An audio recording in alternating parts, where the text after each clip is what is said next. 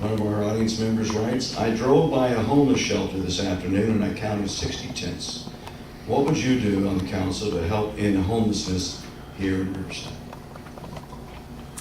Homelessness is one of the biggest issues that we are facing as a city, and my expertise is in addressing issues like homelessness. I managed a $7 million portfolio of health investments for United Way, including homeless shelters. I have helped to pilot programs in other cities for homeless youth and have seen models that I know can really work here. What's important to me in Riverside when we talk about addressing homelessness is that there isn't one solution, just as there isn't one particular scenario or kind of person that is experiencing homelessness or that leads to homelessness. So for me, it's, as I've been talking about it, putting our foot on 3 different gas pedals. The first is thinking about more emergency options because we just do not have enough beds to meet the unsheltered need every single night. The second, we need good policy. And we're very lucky in Riverside because we have the best policy, gold standard, housing first, to address this issue. Now we need real leadership to lean in on this model across the entire city.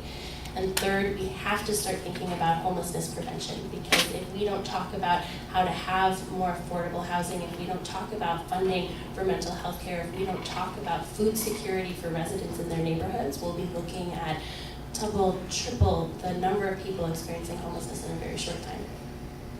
Christopher Coney?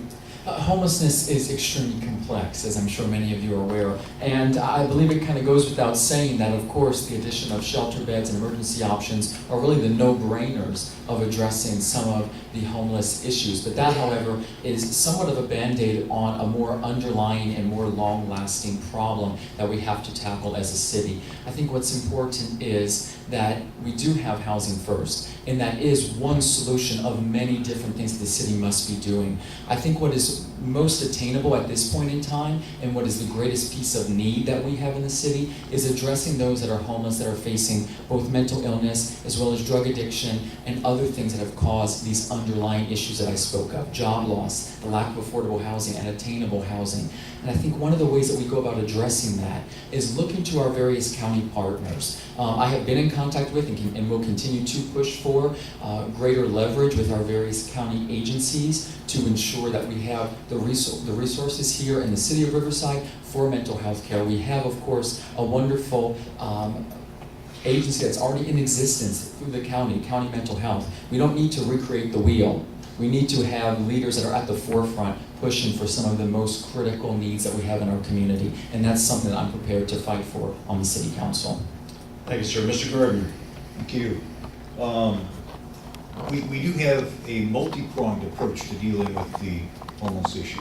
The Housing First program has been mentioned. It's been in operation for a little over a year. Between February of last year and February of this year, we housed permanent housing 117 formerly homeless individuals, and we are providing them at the location of their housing with the services that they require tailored to their needs. So substance abuse for those who need it, mental health for those who need it, job training for those who need it. It's a range, and it's tailored to each of those people. We currently have a caseload of 359 homeless people who are waiting to get into housing. The council some time ago voted to build out the homeless shelter on Hewlin Place in Ward 1. That will more than double the number of beds that we have to offer on a shelter basis. Shelter is intended to be very temporary. It's not a long-term solution for anyone. We also voted just this past Tuesday to add 28 mental health beds at the shelter. Those will be the first mental health beds operated by the city ever.